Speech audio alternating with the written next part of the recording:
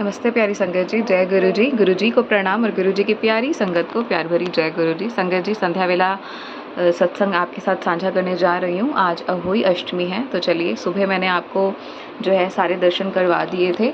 अब मैं आपको अहोई व्रत कथा संगत जी जल्दी से सुनाती हूँ। तो माता अहोई की जो कथा है वो जल्दी से सुनिए। इससे पहले आप गणेश भगवान जी की कथा भी ज़रूर करिएगा, आरती भी करिएगा और फिर माता अहोई जी की कथा करिएगा। और जैसा कि मैं आपको बता चुकी हूँ, इस प्रकार से आपको तिलक जो है हल्दी का, आज वीरवार है वैसे भी और अदरवाइज़ भी हल्दी का तिलक ही लगता है। ये आपको तिलक हर जगह जो है इस चित्र पर जितने भी देवी देवता बने हुए हैं या भगवान हैं या कोई इंसान है, बच्चे हैं, सबको आपने यहाँ पर तिलक लगाना है।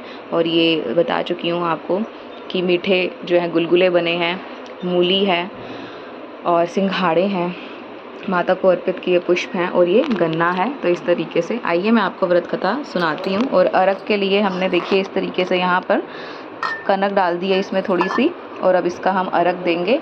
और ये हमने नहीं हिलाने, जो 2 घड़ हैं वो ऐसे ही रहेंगे, उनको कल सुबह सूर्योदय होने पर हमने कर देना है, अर्घ दे देना है। चलिए जी, पढ़ते हैं अहोई अष्टमी की व्रत कथा।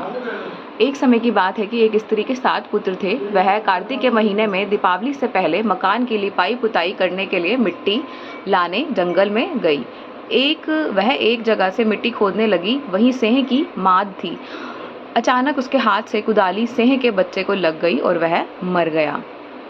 यह देखकर स्त्री को दया आई, पर क्या हो सकता था। वह दुखी हुई और मिट्टी को ले आई, जो मिट्टी वो खोद रही थी। थोड़े दिनों बाद साल भर में ही उसके 7 लड़के मर गए। तब से वह दुखी रहने लगी। एक दिन रोकर उसने बड़ी बुढ़ियों से कहा कि मैंने जानकर तो कोई पाप नहीं किया। हाँ, एक बार मिट्टी खोदते हुए अनजाने में सेह की बच्ची को कुदाली लग गई थी और उसके बाद साल भर में ही मेरे 7 पुत्र मर गए।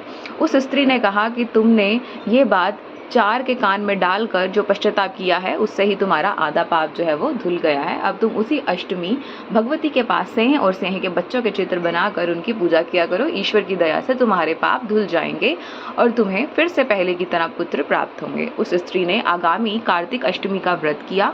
तब से लगातार उसी भांति व्रत और पूजन वह करती रही। ईश्वर की कृपा से फिर से उसे 7 पुत्र प्राप्त हुए। तब से इस व्रत और पूजा की परंपरा जो है वो चलती आ रही है। तो बोलिए अहोई अष्टमी माता की जय हो। जय गुरु जी, शुक्राना गुरु जी, हर हर महादेव।